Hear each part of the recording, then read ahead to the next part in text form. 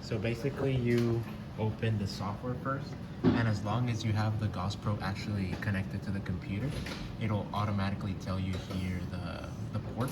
So then from here you just select open port and you let the computer think, and if it finds a valid port, then it'll tell you here valid pro found. So after that you just go down here into continue. You just give it a couple of seconds.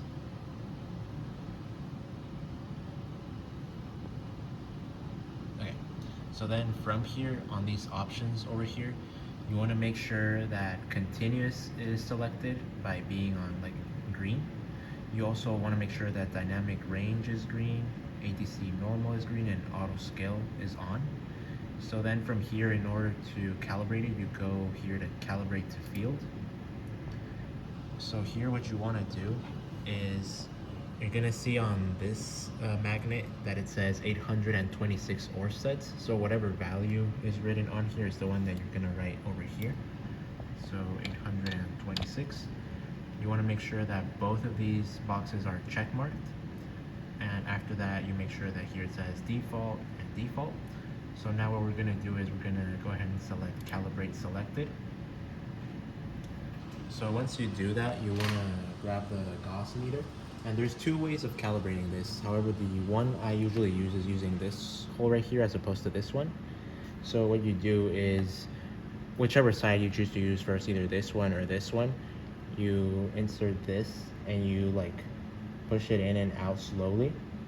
It said on the instruction manual that you can also like wiggle this around as you're doing so, but your target is to make sure that you try to reach the minimum peak or the maximum peak depending on which side you're going. So here you usually want to try like 3-4 times. We're going to do this one slowly just to make sure we get the peak there.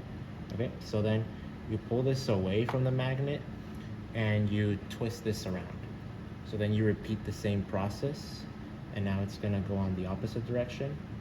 So you do the same process again, making sure you get a peak.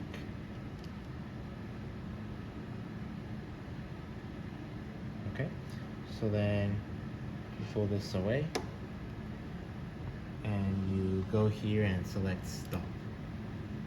So then once you stop it, you go over here and select set sensor only.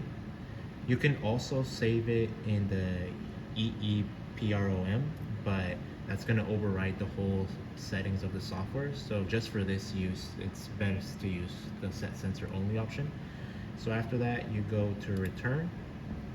You position the Gauss probe wherever you're going to use it. So say there, for example. And now you just go over here to relative offset and you turn it on. And that should be it. It should be calibrating.